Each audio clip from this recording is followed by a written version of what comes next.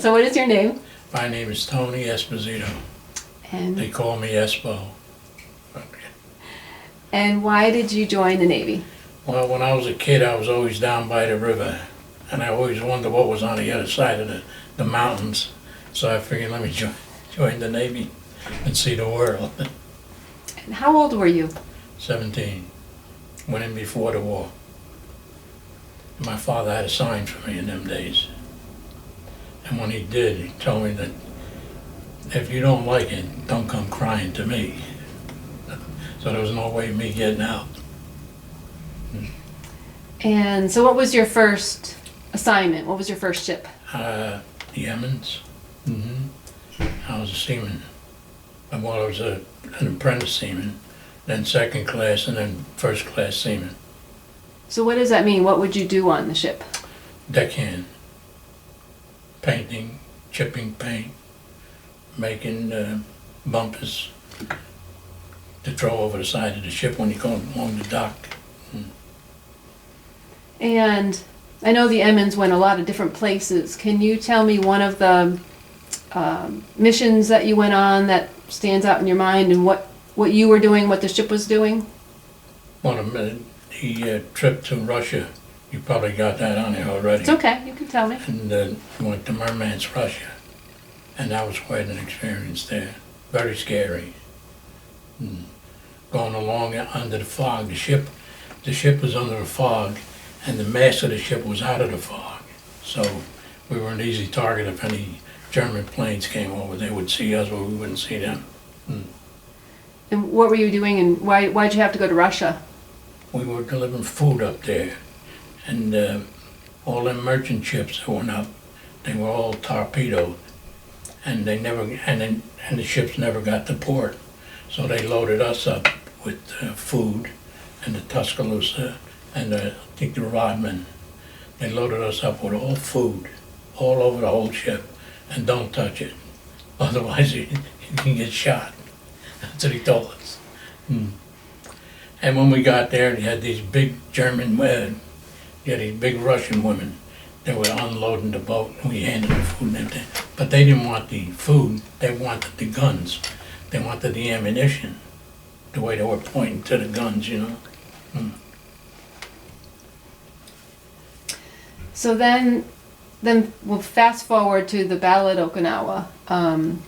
Do you remember where you were when the attack started? Yeah.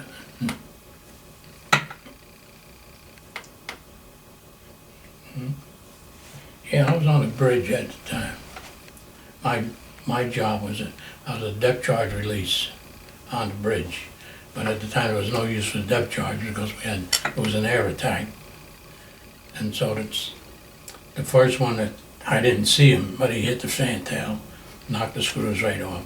Now we're dead in the water. That was after we came back from screening the Rodman.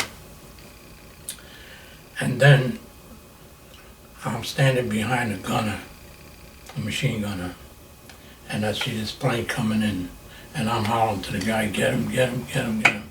And he finally did shoot him down. And it was very close. And then right after that, I looked on my starboard side, and I see his Betty and Zeke coming in low on the water. As soon as I hollered at the captain, the Betty and Zeke coming in on the starboard quarter, it was too late, they already hit. And then when I came to, I found myself leaning up against the bulkhead with this 20mm gun. The ammunition case had me pinned up against the railing. And that's what kept me from going over. Like the gunner, he was blown over. But the loader was killed. And then I would have, if that thing didn't hit me and held me there, I'd have been overboard too. And then what happened after that? And then after that, we came down to the main deck. I'm looking through my two buddies now. One guy was in the gun one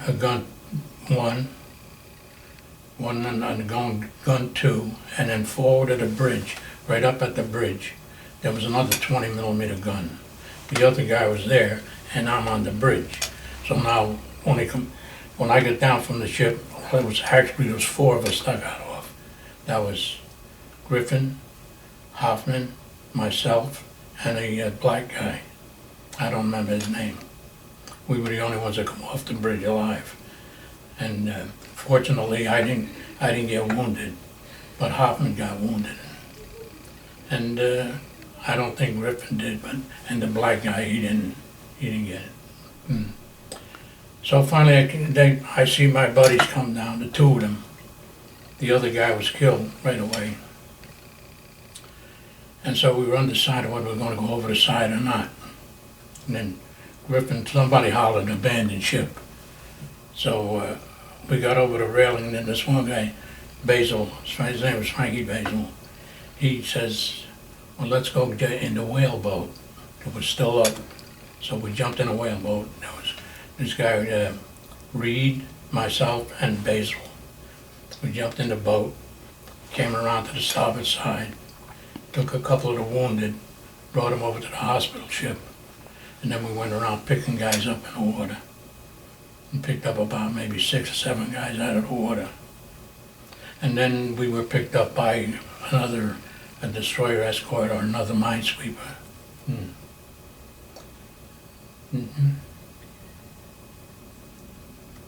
What would you say to our kids and grandkids about the importance of the work that you and your crew members did on the Emmons?